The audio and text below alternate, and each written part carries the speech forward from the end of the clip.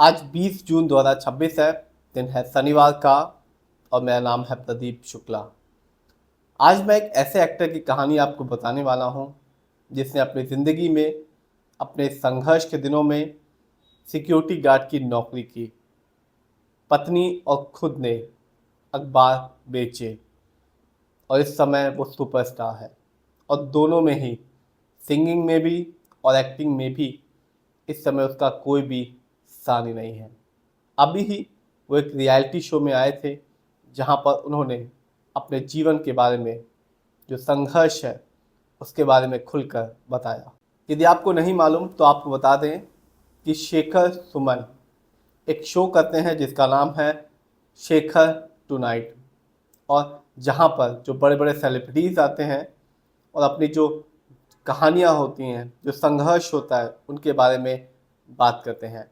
और अभी हाल में ही इस शो में गिप्पी ग्रेवाल भी आए, जो अपनी फिल्म का प्रमोशन करने के लिए आए थे। लेकिन इस दौरान उन्होंने खुलकर बात की और बताया कि कैसे उन्होंने अपने जीवन में संघर्ष किया और उनका जो रिश्ता था वो काफ़ी मजबूत था और उस रिश्ते ने उन्हें कभी भी बुरे वक्त में नहीं छोड़ा। इस शो में गिप्पी ग्रेवाल ने बताया, स्टारडम का सफ़र इतना आसान नहीं था।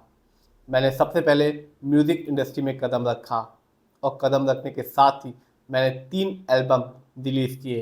लेकिन दुख की बात है कि एक भी एल्बम वैसी सफलता नहीं पा पाया जैसा उम्मीद की गई थी। लगातार सफलताओं के बाद मेरे जीवन में एक बहुत ही बड़ा बदलाव आया और मैंने शादी कर ली और अपनी पत्नी के साथ कनाडा जाने का फैसला किया। वहाँ पहुंचकर मुझे अपनी ज़िंदगी फिर से नए सिरे से शुरू करनी पड़ी, क्योंकि ना तो मेरी वहाँ कोई पहचान थी और ना ही मेरे पास वहाँ आय का कोई साधन था। गिप्पी ग्रेवाल ने बताया, मेरी पहली जो नौकरी थी वो सिक्योरिटी गार्ड की थी। इसके साथ साथ मैं उस समय 3 नौकरियां कर रहा था। सुबह मैं और मेरी पत्नी अखबार बांटा करते थे। इसके बाद जो मेरी पत्नी थी वो दूसरे काम पर चले जाती थी। वो एक सैंडविच रेस्टोरेंट में मैनेजर थी।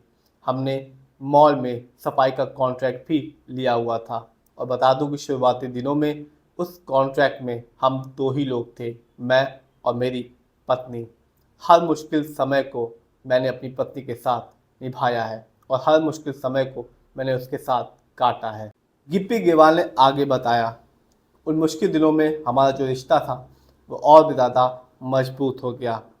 दोनों मिलकर हर दिन काम करते थे और उसी दौरान अपने भविष्य को लेकर भी हम दोनों बात किया करते थे। क्या करना है, कैसे करना है, आगे कैसे बढ़ना है, कैसे कदम उठाने हैं। हमने अपनी कमाई को बचाया, जोड़ा और उसी पैसे से मैंने अपने जो अगला एल्बम था उस पर खर्च किया, उसे रिलीज़ किया और म्यूज़िक इंडस्ट्री में फिर से मैंने वापसी की।